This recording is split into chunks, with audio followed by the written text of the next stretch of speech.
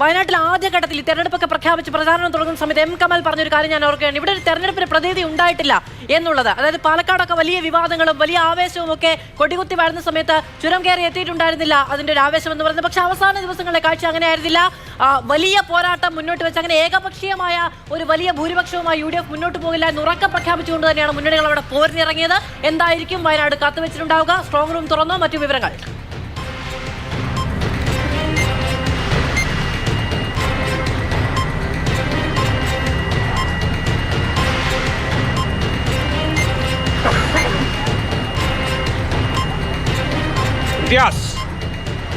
മധു, തീർച്ചയായിട്ടും ഞാനിപ്പോൾ നിൽക്കുന്നത് വയനാട് ലോക്സഭാ മണ്ഡലത്തിന്റെ ഭാഗമായിട്ടുള്ള നിലമ്പൂരിലെ അമൽ കോളേജിലാണ്.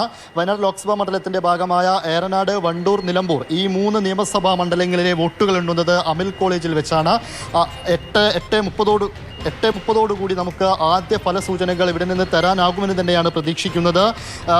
നിലവിൽ ഇപ്പോൾ 3 നിയമസഭാ മണ്ഡലങ്ങളുടെയും സ്ട്രോങ് റൂമുകൾ ഇതിനോടകം തുറന്നു കഴിഞ്ഞു. ഇനി അല്പസമയത്തിനകം വോട്ടെണ്ണി തുടങ്ങുന്ന നടപടികളിലേക്ക് കടക്കുകയും ചെയ്യും.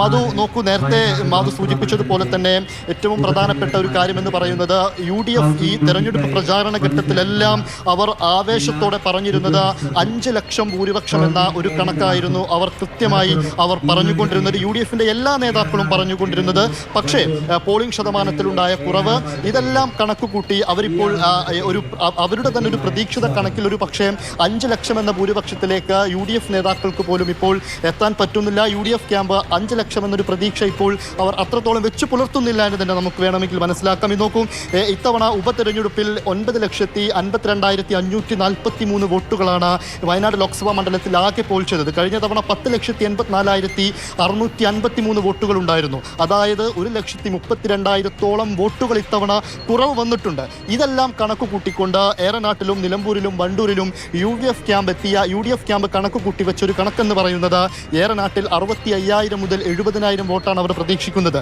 നിലമ്പൂരിലും വണ്ടൂരിലും സമാന രീതിയിൽ 70,000 വോട്ട് വരെ അവർ പ്രതീക്ഷിക്കുന്നുമുണ്ട്.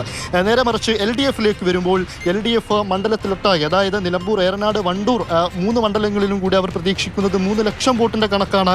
അതിൽ 42,000 നിലമ്പൂരിലും ഏറനാട്ടിൽ 38,000 വണ്ടൂരിൽ 50,000 എന്നിങ്ങനെ ഒരു ഏകദേശ കണക്കും LDF ക്യാമ്പ് വിലയിരുത്തുന്നുണ്ട്.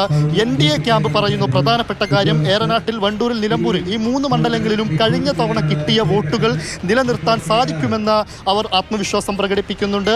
നേരെ മറിച്ച് ബത്തേരിയിലും മറ്റു വൈത്തിരി മണ്ഡലങ്ങളിലെല്ലാം അവിടെ ഉണ്ടായിരുന്ന ന്യൂനപക്ഷ വോട്ടുകൾ ഇത്തവണ BJPയിലേക്ക് എത്തുമെന്നൊരു പ്രതീക്ഷ കൂടെ അവർ വെച്ച് പുലർത്തുന്നുണ്ട്. പലപ്പോഴും അവർ ഇത്തരത്തിലൊരു ആത്മവിശ്വാസം പ്രകടിപ്പിക്കുന്നത് ഈ തെരഞ്ഞെടുപ്പിന്റെ അവസാന ഘട്ടത്തിലുണ്ടായ മുനമ്പം പോലെയുള്ള വിഷയങ്ങളിൽ അവർക്കുണ്ടായ ആത്മവിശ്വാസമാണ്.